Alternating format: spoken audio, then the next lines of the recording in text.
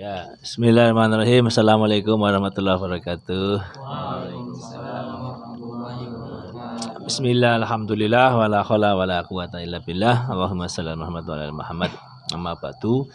Selamat pagi pemirsa sekalian yang berbahagia. Pagi ini kita akan bincang-bincang dengan Ustadz Fahmi selaku pengelola Pondok Nurul Hikmah di Pandeglang, dan ini adalah santri-santrinya.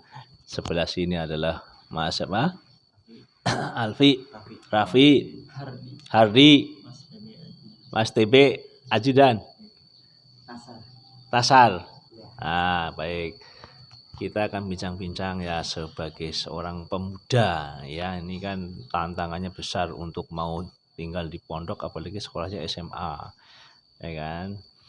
Jadi kata Allah itu kan fa'alhamaha fujurha wa taqwaha. Setiap orang diilhamkan ya kan dengan ilham fujur, fasik, dosa, dan ilham takwa untuk jadi baik. Nah, mungkin Ustadz bisa ngasih pengantar dulu lah ya, yang namanya kita ini ada dua jalan. Wahadainahun najdain, kata gitu ya. Betul ya? Kami tunjukkan kepada manusia dua jalan gitu ya. Jalan apa? Takwa dan jalan fujur gitu. Nah, ini bagaimana ada bisikan malaikat, ada bisikan setan. Nah, ada nafsu.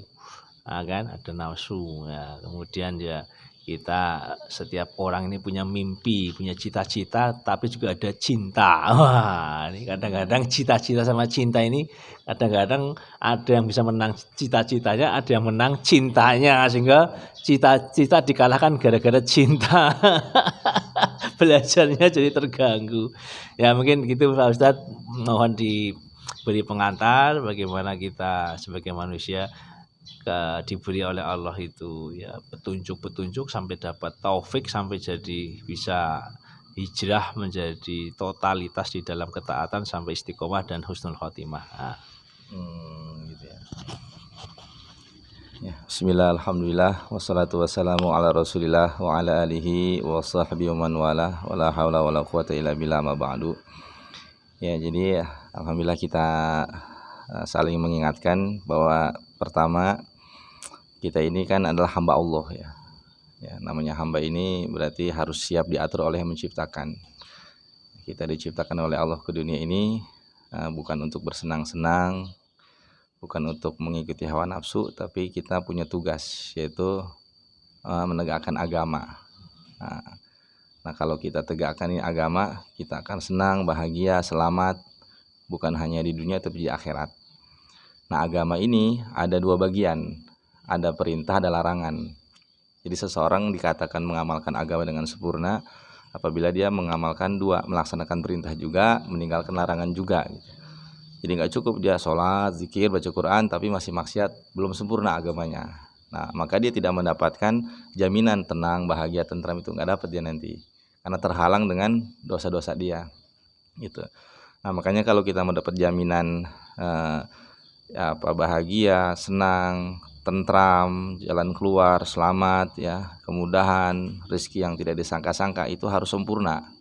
Nah, untuk dikatakan sempurna, harus melaksanakan seluruh perintah baik yang diwajibkan maupun disunahkan, juga meninggalkan larangan baik yang haram maupun yang makruh.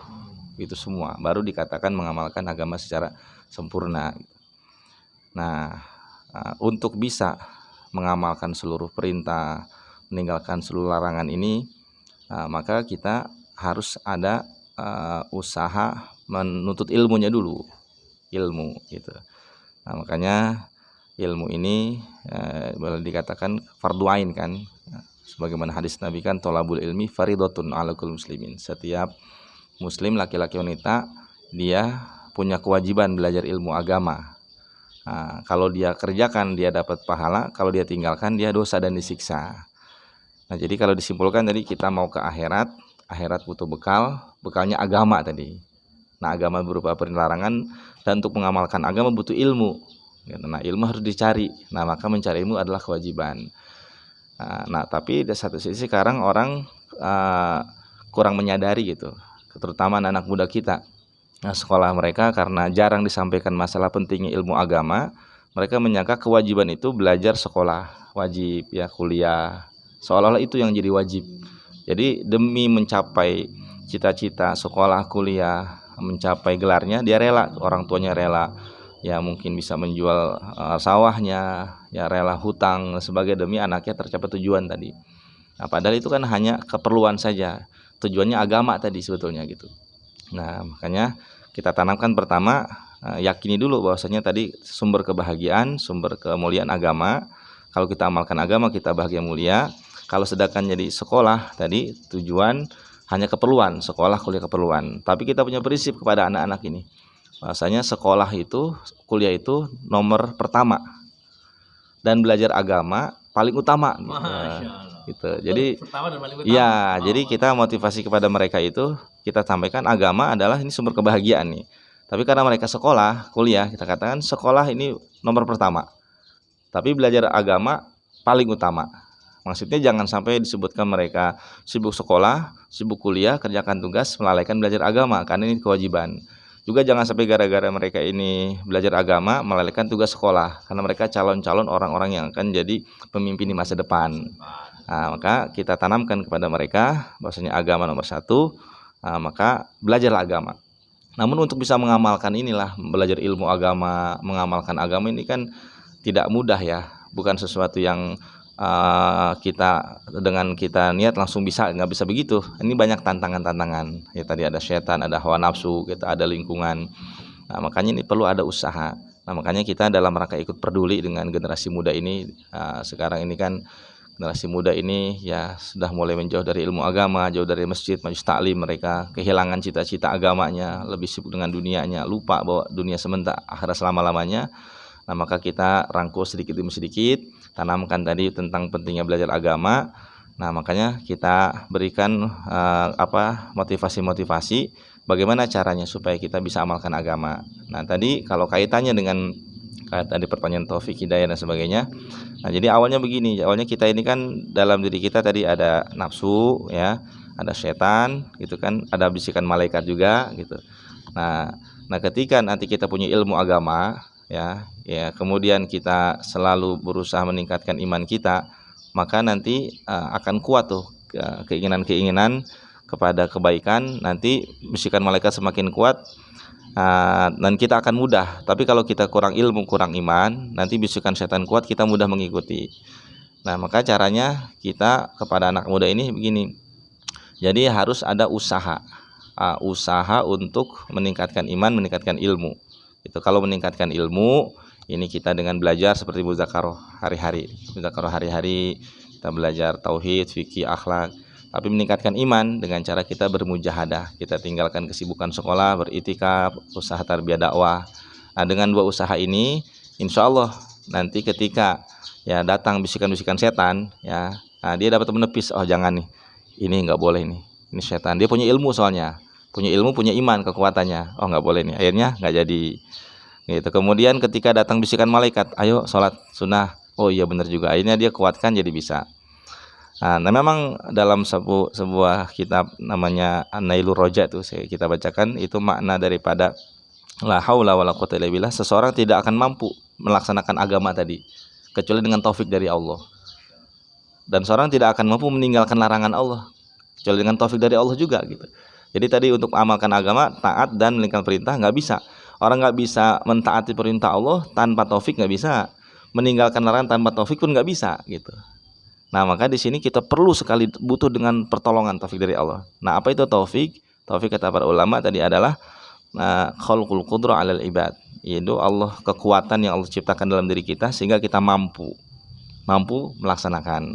Nah, makanya nanti ketika anak-anak punya ilmu, punya iman, nanti akhirnya ketika dia ada bisikan malaikat, nah dia berusaha, maka nanti Allah kasih kekuatan. Jadi sebetulnya taufik ini memang dari Allah, tapi kita disuruh usaha dulu. Jadi jangan mengatakan, wah saya belum dapat taufik dari Allah nih. Ya gimana mau dapat taufik kitanya nggak ada usaha gitu. Diibaratkan sekarang ini ada makan depan kita, wah saya belum Ambil ya gitu ya. saya belum dapat rezeki dari Allah gitu. Udah di depan Iya, udah makanya rezeki. kita usaha dulu, ambil dulu makanan ini, nanti kita coba dulu usaha, nanti Allah kasih rezekinya gitu. Makan masuk gitu Ya, ini jangan orang mengatakan sekarang saya sholat mengaji, saya belum dapat taufik hidayah dari Allah. Nah, dia sementara dia nggak ada usaha. Nah, makanya kita bantu mereka. Mereka ada usaha, bagaimana ketika datang apa tadi perintah-perintah Allah. Contohnya misalnya mau baca Al-Quran. Nah, maka nanti ada bisikan malaikat. Nah, dia berusaha mengambil Quran. Nah, itu harus usaha yang dia buat. Ambil Quran, nanti dikasih taufik sama Allah buat baca. Jangan diem aja kita ambil Quran. Ada di jalan ada maksiat itu. Nah, dia berusaha jaga wudhu dulu dari rumah itu. Udah niat jangan pengen lihat maksiat nih. Jaga wudhu dulu, terus ada perempuan astagfirullahaladzim berusaha tundukkan pandangan sedikit aja. Nanti Allah jaga. Tapi kalau dia sengaja mencari-cari, nanti justru Allah akan palingkan dia dari kebenaran. Nah, sebagaimana itu kan fala mazagu azagallah. Ketika anak-anak muda sekarang ada tontonan, ada maksiat, dilihat pertama kali sengaja aja tuh. Sengaja ngelihat itu. Langsung ditambah nikmatnya sama ditambahin sekalian tuh. Habis-habisan sekalian. Nah, itu salah kita sendiri. Nah, jadi itu kaitannya antara tadi kita taufik. Jadi kalau disimpulkan dari taufik itu kekuatan, kalau hidayah itu adalah petunjuk dari Allah. Kita sudah dapat petunjuk ilmu yang kajian-kajian kita dengar, ceramah dari YouTube, azan dikumandangkan, Quran juga termasuk hidayah. Itu sudah hidayah semua. Ya, hidayah itu petunjuk. Seperti kita sekarang lihat ada di jalan tol ini, kalau ke Jogja belok kiri, kalau ke mungkin ke Jakarta belok kanan, ini lurus, itu petunjuk namanya hidayah. Tapi untuk bisa lewat ke jalan itu kita butuh bimbingan. Nah, bimbingan dari Allah untuk bisa melangkah di atas jalan itu namanya taufik gitu. Nah, itu makanya ini yang kita butuhkan, taufik dari Allah. Nah, kaitannya kita sekarang kumpulkan anak-anak muda dalam rangka peduli, Pak Dokter, peduli dengan mereka. Sekarang mereka mereka akan jadi orang-orang besar ya. Kalau tidak mereka kita didik dengan agama, kasihan nanti yang jadi orang-orang besar jadi dokter tapi nggak punya iman, nggak punya agama, akhirnya dokternya mohon maaf hanya hubu dunia, hanya dokter mencari kepuasan dunia saja, lupa dengan akhirat. Tapi kalau dokter dengan dibimbing dengan ilmu, iman, agama, akhirnya dokternya itu diniatkan untuk agama. Seperti contohnya begini, jadi dokter, kalau dia mengobati orang sakit, kalau yang nggak punya ilmu, sekedar ngobatin, dapat duit, tanda tangan, pulang, senang, beli mobil, di rumah yang bikin rumah yang gede. Tapi kalau punya ilmu, dia menjenguk yang sakit, diniatkan mengamalkan hadis Nabi. Siapa yang menjenguk orang sakit di pagi hari, 70 malaikat mendoakan kepadanya, gitu kan. Kemudian Allah senantiasa menolong hambanya selama hamba menolong saudaranya. Jadi dipasang niat yang kuat. Nah, dikasih nasihat, Pak, ini sakit dari Allah, sembuh dari Allah, ya jangan tinggalkan maksiat, ya jangan tinggalkan perintah Allah, tinggalkan maksiat. Nanti minum obatnya nih 3 kali ya, habis sholat subuh, habis sholat zuhur, sholat asar, sholat dulu jadinya.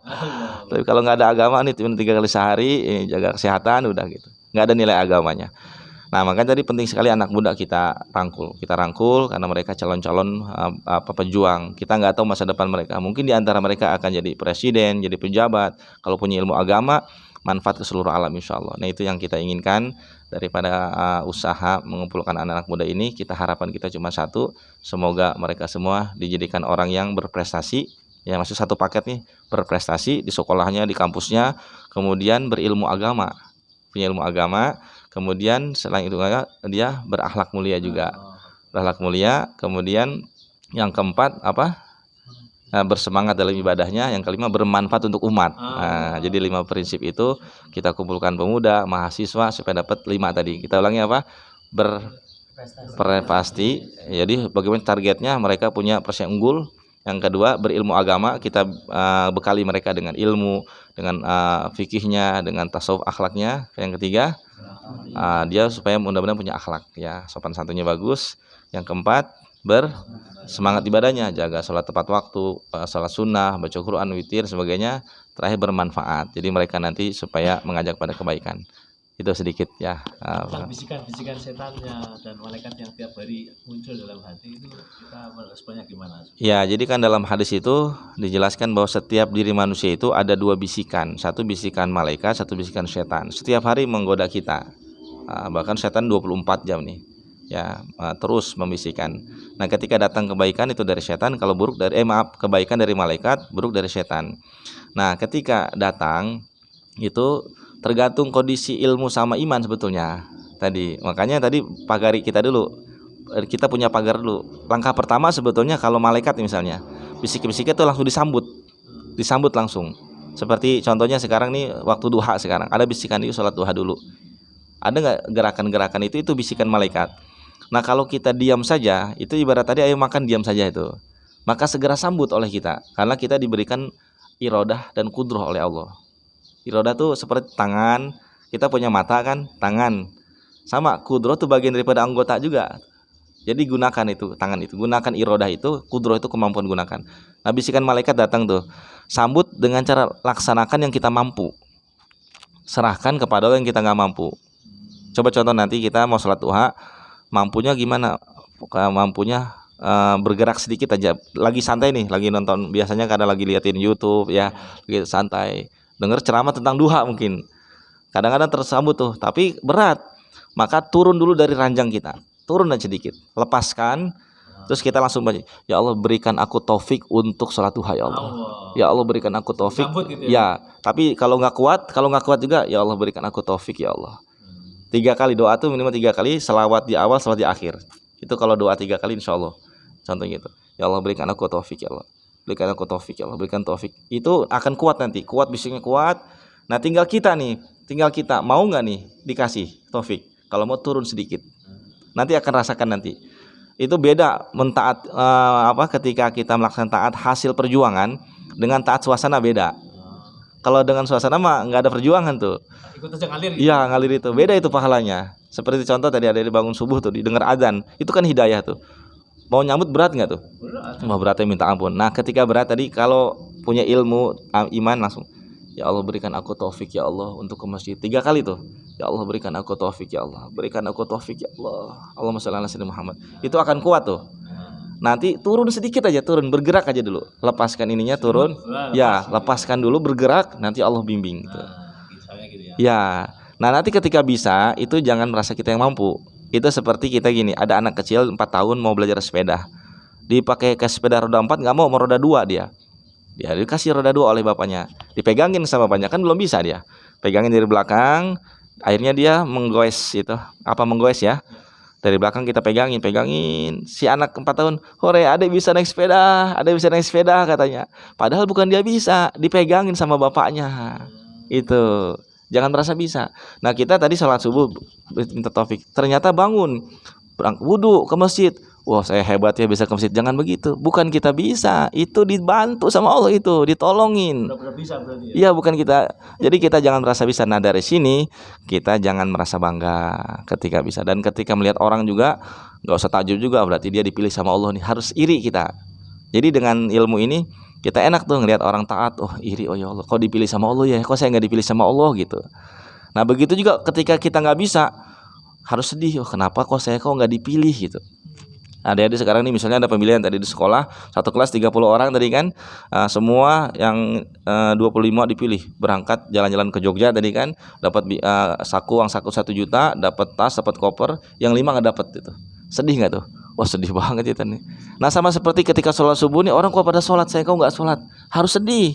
Ya Allah, kenapa saya nggak dipilih nih? Ada apa nih? Nah, bisa jadi itu ada dosa yang menghalangi kita. Nah, ketika kita kok nggak bisa, itu bukan jangan menyalahkan takdir. Oh, saya nggak dapat taufik, nggak bisa begitu. Memang nggak dapat taufik dari Allah, tapi sebabnya apa? Dia dosa apa yang dia buat sehingga Allah halangi dia. Gitu. Jadi dosa mata, dosa perut, dosa lisan, ghibah. Oh, maka tobat gitu. Nah, itu fungsi daripada kita meyakini taufik dari Allah, hidayah dari Allah. Nggak kita melihat diri kita nggak bangga. Ketika kita lemah jangan putus asa. Melihat orang pun nggak terlalu takjub. Melihat orang yang maksiat pun nggak terlalu kesel. Nggak kesel, nggak usah, berarti dia sedih, harusnya sedih. Jadi lihat orang berbuat maksiat, seorang guru nih mendidik orang tua, jangan terlalu sedih, jangan terlalu kasar kepada orang tuh, jangan terlalu marah-marah, karena dia tuh memang nggak dipilih sama Allah. Jadi kita harus menyadari lisan kita ini tidak bisa merubah orang, nggak bisa. Yang merubah tuh Allah mutlak. Lisan kita seolah-olah bisa merubah karena kita memandang dengan mata kita, seolah-olah kalau kita ngajak dia berubah. Padahal kalau kita melihat dengan iman, berubahnya dia, ikutnya dia, nurutnya dia, fahamnya dia bukan karena lisan kita, tapi karena Allah kasih taufik tadi, gitu. Nah, makanya ini penting sekali. Ya, ini Allah jadikan lisan kita ujian.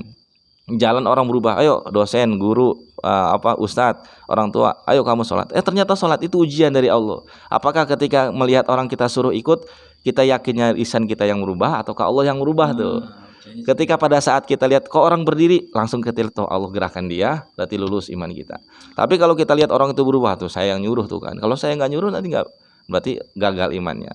Maka tanamkan dalam hati kita, lisan kita ini tidak bisa merubah kecuali dengan izin. Kalau diizinkan dia berubah, kalau nggak diizinkan nggak berubah. Berarti kalau misalnya kita guru nih nyuruh orang tua, nyuruh nggak mau, berarti belum diizinkan oleh Allah. Tapi sebabnya apa? Bisa jadi kita yang mengajaknya atau mereka yang menolaknya gitu. Jadi terakhir perumpamaan gini, seorang guru atau seorang pendidik mengajar seperti bibit yang bagus. Anak-anak murid kita seperti tanah.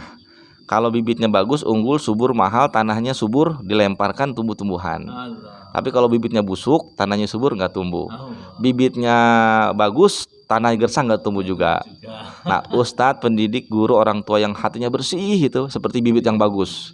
Murid-murid yang mendengarkan tawadu seperti tanah yang subur. Ketika itu bertemu, tumbuh nanti hidayah, taufik. Tapi kadang-kadang ustadz yang pamer, ustadz guru yang hatinya kotor, yang nggak punya ilmu, nggak punya iman ya, banyak kotoran hatinya seperti bibit busuk. Walaupun si pendengar murid-muridnya siap menerima dengar, itu nggak tumbuh tuh kadang-kadang. Karena yang bicaranya itu hatinya busuk, gitu, niat dunia dan sebagainya. Atau sebaliknya, ustadznya, gurunya, orang tuanya sudah tulus karena Allah tuh ya, berada doakan. Muridnya seperti tanah gersang. Dia nggak mau terima kebenaran, nggak tumbuh juga. Allah alam bisawab. Selesai kalau mungkin sesi berikutnya dari adik-adik, siapa yang mau menyampaikan mungkin pengalaman apa yang paling berat. Tadi sudah disampaikan teorinya untuk jadi tadi ya, yang orang yang semangat ibadah, yang akhlak mulia ya, prestasi. Kira-kira apa yang paling berat yang dihadapi? Nah, siapa yang mau bicara?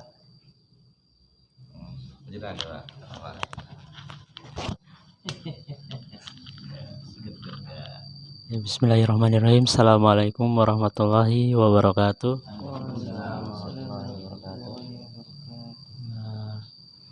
Buat pengalaman yang paling berat di sini tuh ngamalin ilmu yang dapat gitu, ilmu yang didapat. Kayak misalnya kita tuh dapat ilmu tentang sholat sunnah gitu misalnya. Dapat terus kita tahu keutamaannya, terus mau mengamalkannya tapi berat gitu. Karena kesenangan nafsu sih. Mungkin dari teman-teman semua juga kalau misalnya dapat ilmu tentang sunnah gitu mau diamalin juga pasti ada keberatannya mungkin dari teman-teman semua juga ya. Entah itu dari nafsunya, mungkin dari lingkungannya juga bisa jadi itu. Nafsu apa yang paling berat? Nafsu ingin main, ingin tidur, apa ingin leha-leha atau nafsu? Sebenarnya nafsu yang paling berat tuh berleha-leha sih. Ya, ingin santai-santai gitu. Ya. Terus kalau hobi enggak nafsu, karena hobi karena punya hobi. Karena emang kebiasaan aja, kebiasaan buruk gitu. Jadi ya tertanam gitu, jadi kebiasaan. Ya.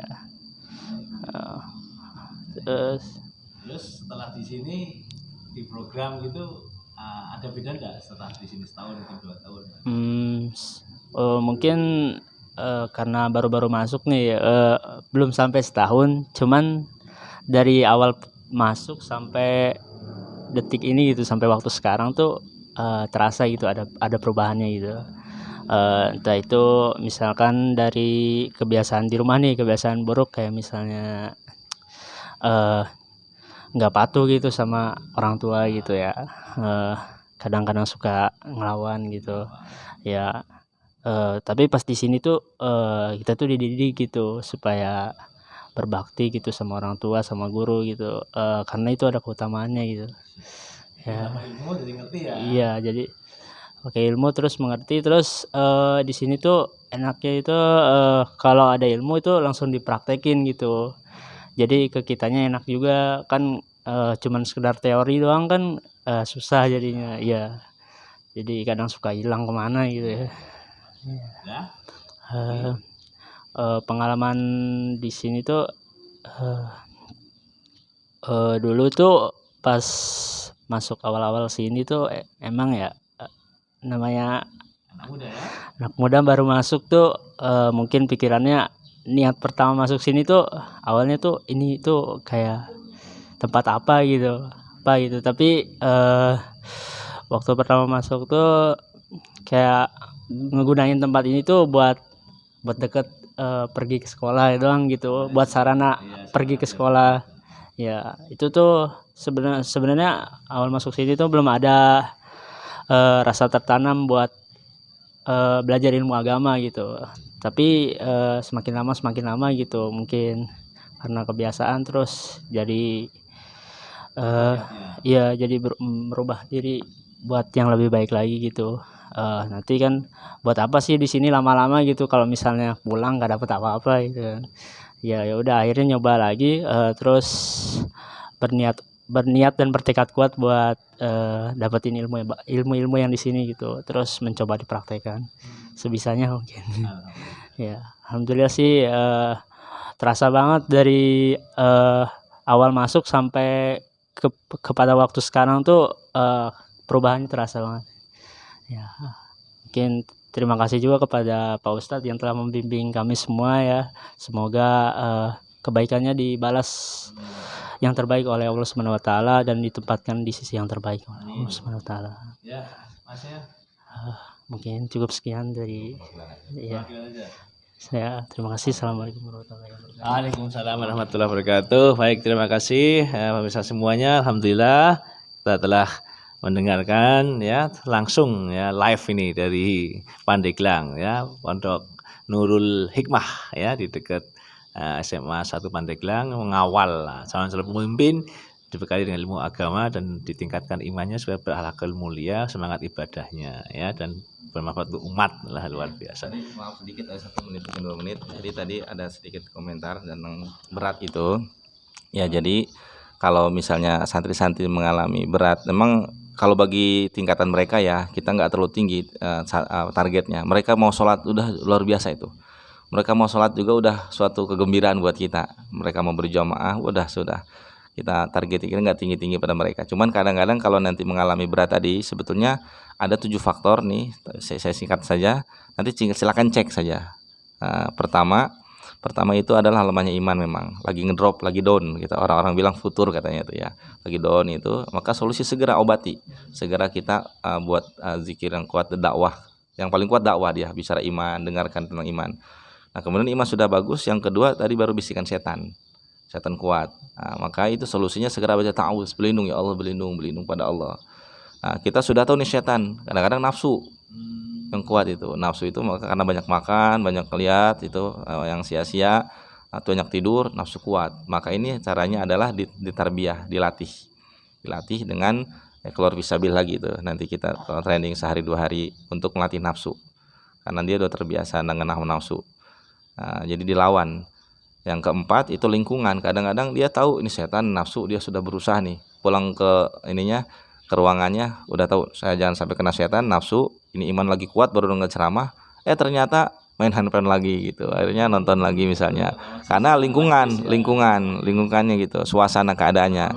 Makanya dulu tahun berapa saya benar kata Bang Napi, kejahatan terjadi bukan hanya karena ada niat pelakunya, tapi karena ada kesempatan katanya itu. Nah makanya anak-anak muda sekarang nih saya sarankan, handphone ini kan mereka nggak bisa lepas nih 24 jam.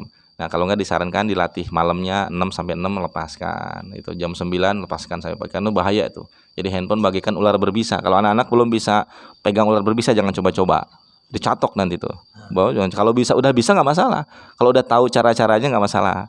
Gimana cara yang udah tahu? Dia sebelum buka handphone, a'udzubillahi minasyaitonirrajim, bismillahirrahmanirrahim, Allahumma shalli ala sayyidina, ya Allah berikan aku ilmu bermanfaat, lindungilah aku daripada fitnah handphone. Itu berarti udah tahu cara-caranya. Insya Allah tuh bisa tuh nanti. Itu yang keempat. Yang kelimanya itu karena kebiasaan buruk dia. Walaupun lingkungannya udah bisa dia, tapi karena udah biasa begitu, akhirnya susah ngerubahnya. Nah yang keenamnya fisik kelemahan. Kadang-kadang dia iman bagus, setan ngerti ini setan nafsu. Nah karena dia fisiknya lemah, terlalu capek, dia diforsir, maka jaga kesehatan. Minum madu, minum susu ya. Nah, minum harus ada. Nah yang berapa tuh? Nah yang ketujuh itu memang dia tidak diinginkan kebaikan oleh Allah. Kalau sudah semua sudah ini, nah berarti dia minta hati yang baru kepada Allah. Karena mungkin saja hati kita nih ternyata sudah bukan hati kita, takutnya sudah mati gitu. Dikasih peringatan, dikasih ini semua nggak bisa juga. Nah, makanya kita minta kepada Allah supaya setiap hari hati kita hidup. Kata para ulama baca ya Hayyu ya Qayyum la ilaha illa anta 40 kali. Itu ulama-ulama orang soleh itu baca itu setiap pagi. Insyaallah ya. Terima kasih atas nasihat-nasihatnya dan pengalaman-pengalamannya. Mudah-mudahan ini menjadi inspirasi untuk generasi muda yang lainnya dimanapun Anda berada, dan semangat untuk mencapai dunia dan akhirat, ya, kita mendapatkan ridhonya Allah Subhanahu wa taala. Ya, selamat berjuang ya. Assalamualaikum warahmatullahi wabarakatuh.